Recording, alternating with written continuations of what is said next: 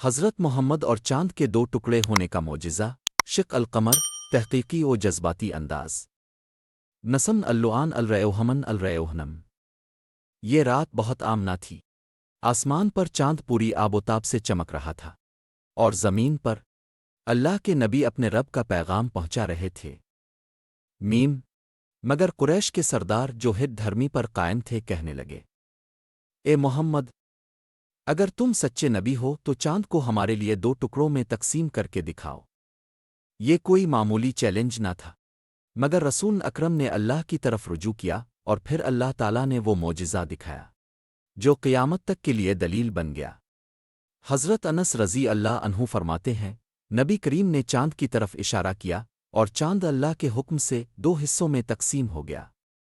ایک ٹکڑا صفا پہاڑی کی طرف، دوسرا مروہ کی طرف چلا گیا، اور ان دونوں کے درمیان لوگ دیکھ رہے تھے جبل سنڈیون جو ان دونوں حصوں کے بیچ بالکل واضح دکھائی دیتا تھا۔ یہ منظر صرف نبی نے نہیں دیکھا بلکہ پورے مکہ کے لوگوں نے اپنی آنکھوں سے چاند کے دو ٹکڑے دیکھے۔ قرآنی گواہی۔ اللہ تعالیٰ نے اس معجزے کو قرآن میں ہمیشہ کے لیے محفوظ کر دیا۔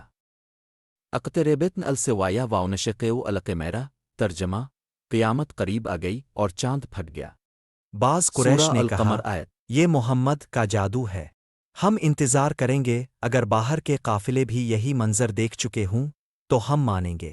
اور جب یمن، شام، حبشہ کے قافلے مکہ پہنچے تو انہوں نے بھی گواہی دی، ہاں ہم نے سفر کے دوران آسمان پر چاند کو ٹوٹا ہوا دیکھا۔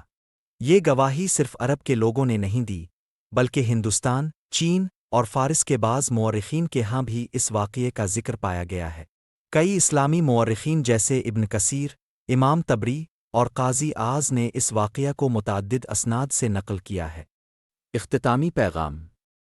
چاند جسے زمین والے دیکھ کر محبت کرتے ہیں، آج وہ اللہ کے نبی کے اشارے پر دو ٹکڑے ہو گیا۔ یہ معجزہ صرف اس وقت کے لیے نہیں بلکہ ہم سب کے لیے ایک نشانی ہے کہ اللہ نے اپنے نبی کو ایسا رتبہ، ایسا مقام عطا فرمایا کہ آسمان بھی جھک گیا اور چاند بھی اطاعت میں ٹوٹ گیا۔